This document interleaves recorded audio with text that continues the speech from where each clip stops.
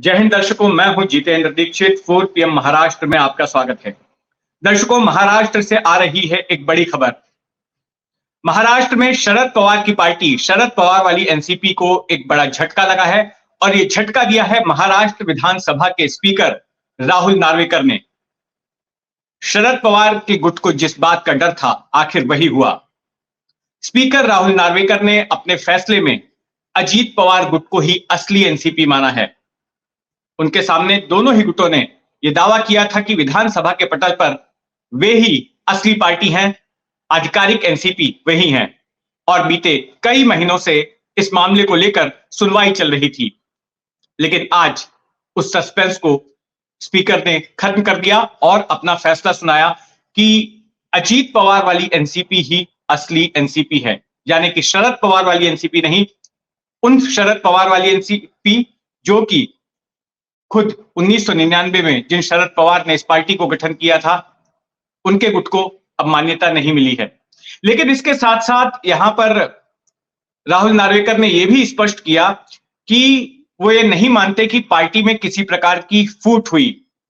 उनका यह कहना है कि पार्टी में सिर्फ दो अलग अलग गुट बन गए, किसी ने भी पार्टी नहीं छोड़ी है। मतलब पार्टी एक ही है, उसमें दो अलग अलग गुट बन गए हैं और कोई फूट पार्टी में नहीं हुई।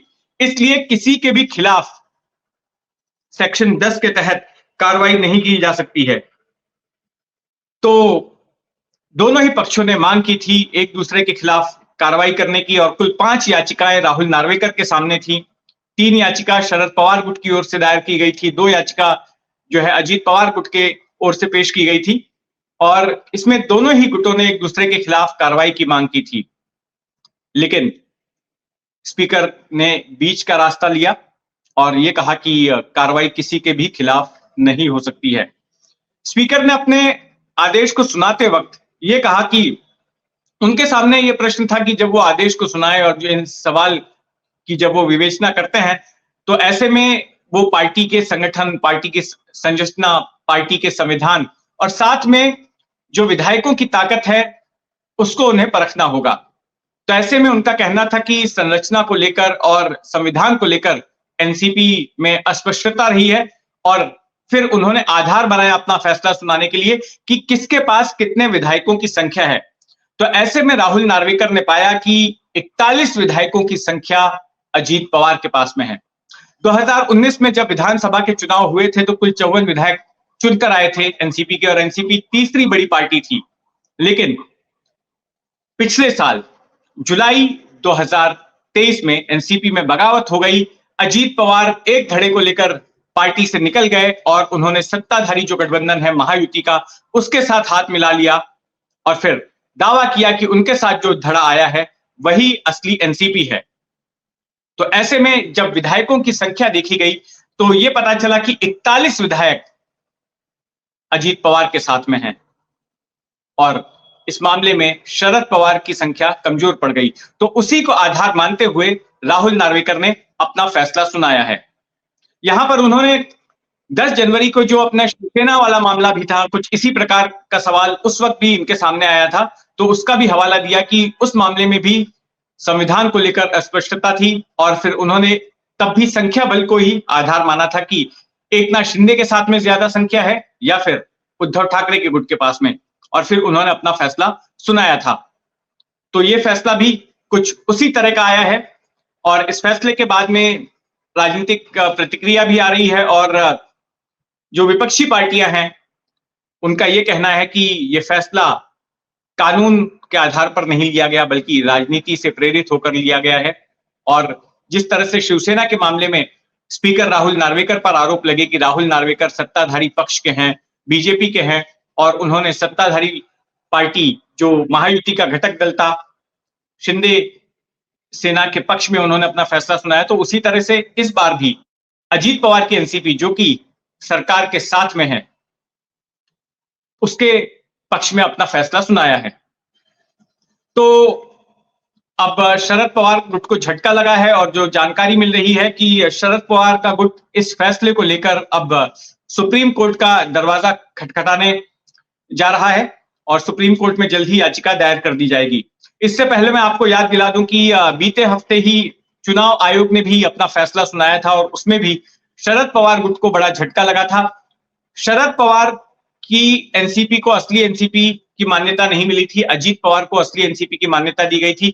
पार्टी का आधिकारिक नाम और पार्टी का जो आधिकारिक चुनाव चिन्ह है घड़ी, वो भी अजीत पवार को ही मिल गया था। और उसके बाद एनसीपी शरद पवार गुट को यह कहा गया कि आप अपनी पार्टी के लिए कोई नया नाम तय कर लीजिए और सुझाइए कि आपको दूसरा कौन सा चुनाव चिन्ह मिल सकता है।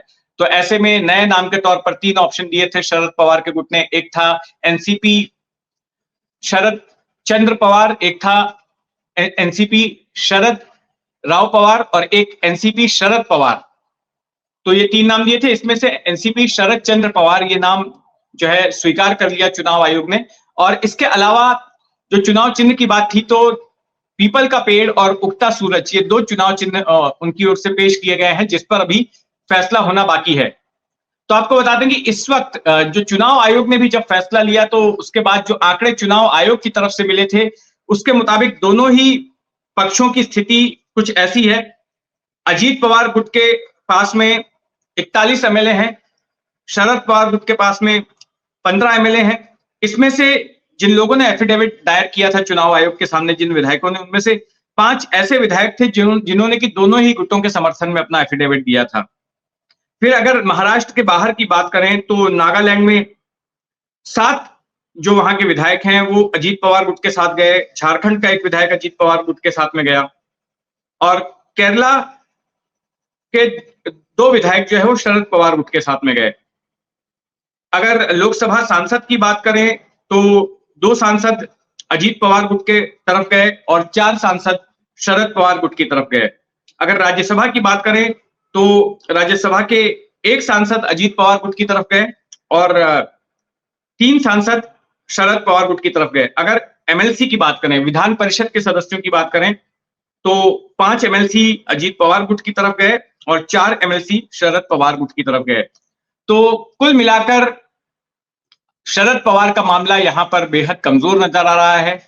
1999 में कांग्रेस से बगावत करके उन्होंने ये पार्टी खड़ी की थी, राष्ट्रवादी कांग्रेस, लेकिन आज की तारीख में उनके हाथ से ये पार्टी निकल गई है और पार्टी उनसे अलग करने वाले उनके अपने ही भतीजे हैं अजीत पवार, जिनकी की राजनीतिक महत्वाकांक्षा थी महाराष्ट्र का मुख्यमंत्री बनने की, लेकिन उन्हें लग रहा था कि शरद पवार की वजह से वो उस पद तक नहीं पहुंच पाए और कई बार खुलेआम इस बात को लेकर वो शरद पवार के खिलाफ बयान भी दे चुके हैं और अपना दुख भी जाहिर कर चुके हैं।